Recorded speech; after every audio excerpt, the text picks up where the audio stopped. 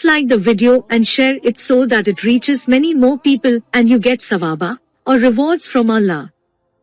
This could be a sawabe jariyah or continuous reward for you long after you are gone.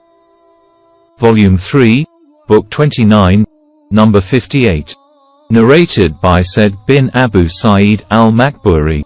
Abu Shuraih al-Adawi said that he had said to Amr bin Sa'id when he was sending the troops to Mecca to fight Abdullah bin Azad Zubair, O chief, allow me to tell you what Allah's apostle said on the day following the conquest of Mecca.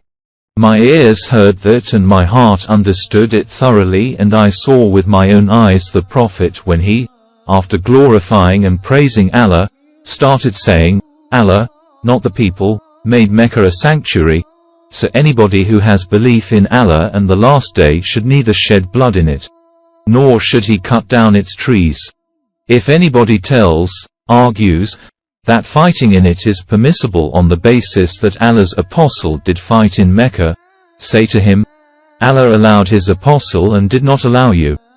Allah allowed me only for a few hours on that day of the conquest, and today its sanctity is valid as it was before. So, those who are present should inform those who are absent concerning this fact. Abu Shuraih was asked, what did Amr reply? He said, Amr said, O Abu Shuraih, I know better than you in this respect. Mecca does not give protection to a sinner, a murderer or a thief. Volume 3, Book 29, Number 59. Narrated by Ibn Abbas. The Prophet said, Allah has made Mecca a sanctuary, so it was a sanctuary before me and will continue to be a sanctuary after me. It was made legal for me, i.e. I was allowed to fight in it, for a few hours of a day. It is not allowed to uproot its shrubs or to cut its trees, or to chase, or disturb, its game, or to pick up its lucata, fallen things, except by a person who would announce that, what he has found, publicly. Al-Abbas said, O Allah's apostle, accept al-ldhkhir, a kind of grass, for it is used by our goldsmiths and for our graves. The Prophet then said, accept al-idkir. Ikrimah said, do you know what chasing or disturbing the game means? It means driving it out of the shade to occupy its place. Volume 3, Book 29, Number 60. Narrated by Ibn Abbas. On the day of the conquest of Mecca, the Prophet said, there is no more emigration from Mecca, but jihad and intentions, and whenever you are called for jihad, you should go immediately. No doubt, Allah has made this place, Mecca, a sanctuary since the creation of the heavens and the earth, and will remain a sanctuary till the day of resurrection as Allah has ordained its sanctity. Fighting was not permissible in it for anyone before me, and even for me it was allowed only for a portion of a day. So, it is a sanctuary with Allah's sanctity till the day of resurrection. Its thorns should not be uprooted and its game should not be chased, and its lucata, fallen things, should not be picked up except by one who would announce that publicly, and its vegetation, grass etc., should not be cut. Al-Abbas said, O Allah's apostle, accept al-idkir, for it is used by their blacksmiths and for their domestic purposes. So, the Prophet said, accept al-idkir. Volume 3, Book 29, Number 61. Narrated by Ibn Abbas. Allah's apostle was cupped while he was in a state of ihram. Volume 3, Book 29, Number 62. Narrated by Ibn Buhayna. The Prophet, while in the state of ihram, was cupped at the middle of his head at Liha Jamal. Volume 3, Book 29, Number 63. Narrated by Ibn Abbas. The Prophet married Maimuna while he was in the state of ihram, only the ceremonies of marriage were held. Volume 3, Book 29, Number 64. Narrated by Abdullah bin Umar. A person stood up and asked, O Allah's apostle, what clothes may be worn in the state of ihram? The Prophet replied, Do not wear a shirt or trousers, or any headgear, e.g. a turban, or a hooded cloak.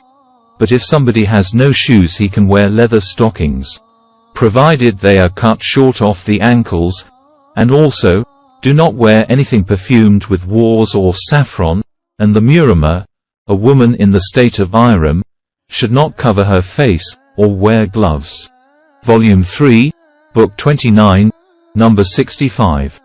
Narrated by Ibn Abbas.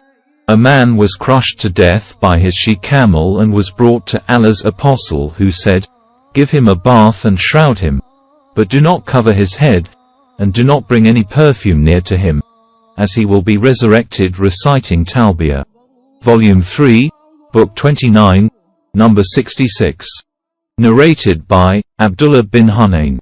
Abdullah bin al-Abbas and al-Miswar bin Makrama differed at al-Abwa. Ibn Abbas said that a muhrim could wash his head, while al-Miswar maintained that he should not do so. Abdullah bin Abbas sent me to Abu Ayyub al-Ansari, and I found him bathing between the two wooden posts of the well, and was screened with a sheet of cloth. I greeted him and he asked who I was. I replied, "I am Abdullah bin Hunayn, and I have been sent to you by Ibn Abbas to ask you how Allah's apostle used to wash his head while in the state of al-ihram." Abu Ayyub al-Ansari caught hold of the sheet of cloth and lowered it till his head appeared before me, and then told somebody to pour water on his head. He poured water on his head, and he, Abu Ayyub, rubbed his head with his hands by bringing them from back to front, and from front to back, and said, "I saw the Prophet doing like this." Volume 3, Book 29, Number 67. Narrated by Ibn Abbas. I heard the Prophet delivering a sermon at Arafat saying, "If a muhrim does not find slippers, he could wear cuffs, but he has to cut short the cuffs below the ankles. And if he does not find an izar, a waist sheet for wrapping the lower half of the body, he could wear trousers." Volume 3, Book 29, Number 68. Narrated by Abdullah. Allah's apostle was asked what sort of clothes a muhrim should wear. He replied, he should not wear a shirt, turbans, trousers, a hooded cloak, or a dress perfumed with saffron or wars. And if slippers are not available he can wear cuffs, but he should cut them so that they reach below the ankles. Volume 3, Book 29, Number 69. Narrated by Ibn Abbas. The Prophet delivered a sermon at Arafat and said, "Whoever does not get an izar can wear trousers, and whoever cannot get a pair of shoes can wear cuffs."